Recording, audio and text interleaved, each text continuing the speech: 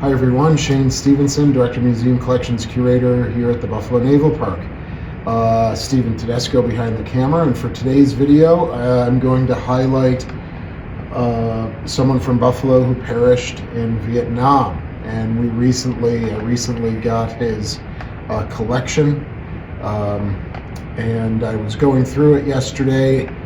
You try to be dispassionate about collections.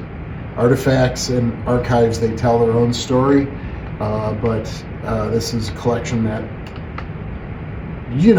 is an emotional collection.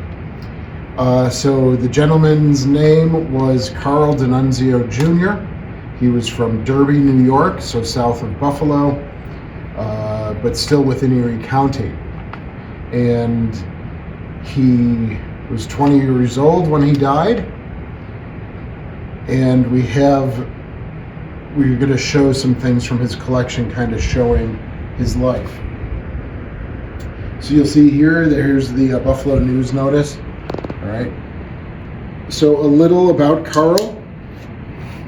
All right, as I mentioned, he was from Derby. He went to St. Francis High School, which is an all-boys school, still open today, down in Athol Springs, again south of Buffalo.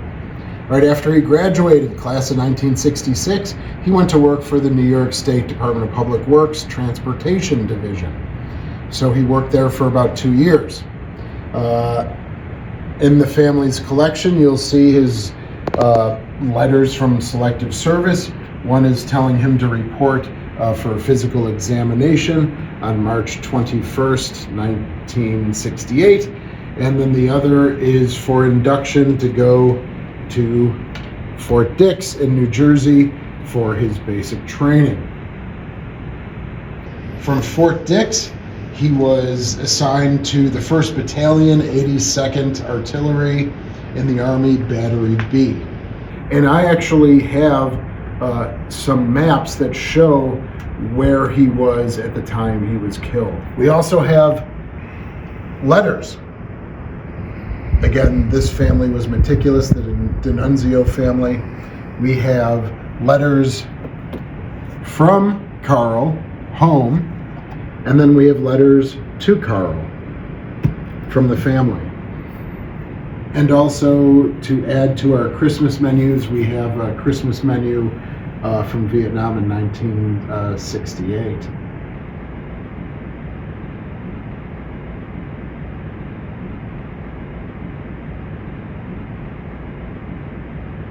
And then this is where the emotional part gets of this collection.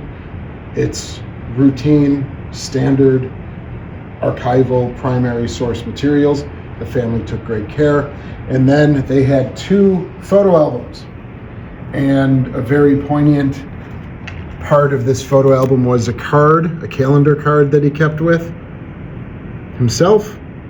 And as you can see, he doesn't have March 22nd filled in because he perished and was killed in the morning by a mortar attack. So his body comes home April 1st. They set up a funeral for him. The family even kept the memorial book with over 350 signatures of people who visited. They kept the bill, so you can see the credit that they received from the United States government and Social Security to help pay for the bill. In all, it came to about $1,000, the bill in total, but with the $755 credit from the United States, the bill came to $250. Also, St. Francis High School, where he went, set up a scholarship, and the family kept some of those letters. For the first 5 or 6 years, it was a $200 scholarship for a freshman, and then by the late 70s and into the early 80s, it became a $100 scholarship to the family, or to the student who was awarded the scholarship. And then the Dinunzio family would always get a notification saying who the student was that was being sponsored by the scholarship. So as I mentioned, he perished March 22nd, 1968, as you saw from the calendar. Going through the letters from Carl, there's a letter from March 21st, 1969 at 7:20 p.m., which means about 15 hours before he perished. And it's written to his brother Paul. Paul, I've got 2 letters from you, so I thought I'd better hurry up and answer before I get too far behind.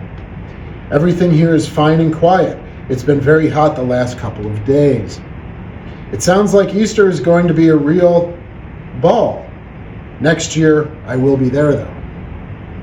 Dad told me about you getting a bike. What kind? One of the ones that has a banana seat? It's too bad about Diane's mother. I guess she was pretty sick, and Kate told me that. I hope Uncle Eddie finally learned his lesson, but to tell you the truth, I don't think he did.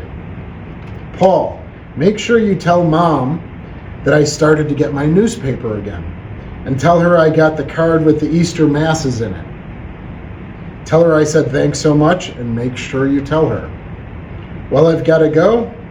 So I've got about 7 or 8 more letters to write, so take care and study hard. Write soon, Carl. P.S.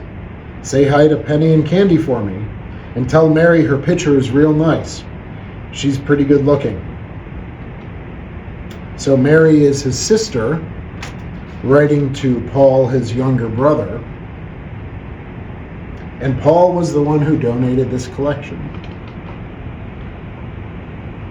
So he received the last letter. In the letters to the family, there is a letter to his parents, but it's dated about a week before. And again, this letter was written 15 hours before he perished the next morning, on Saturday, the 22nd of March in 1969. And he was the 175th Erie County resident to perish in the Vietnam conflict. His name is on our Vietnam Memorial. His brother Paul came to the commissioning of the Vietnam Memorial in 1984. And I just, for lack of a better phrase, I bless this family for keeping this collection. And they've kept everything that you can imagine.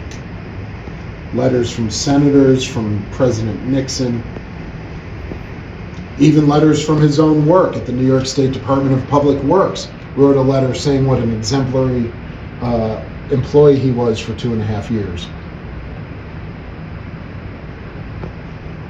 So there is a lot to digest in this collection, and it's important to keep telling the story of Carl and all of the other 550 residents from Erie County and Buffalo who perished in the Vietnam conflict. Maybe you have people in your community or in your family. I would be interested to hear in the comments, do you have a collection like this? Did you lose anybody in the Vietnam conflict? And if you come by, you can talk to our docents. Most of them are Vietnam era veterans as well. Well, I want to thank you very much for watching this video. Please like, subscribe, leave comments, of course, and we will keep telling the story of Carl Dinunzio Jr. and all the other veterans. Thanks so much.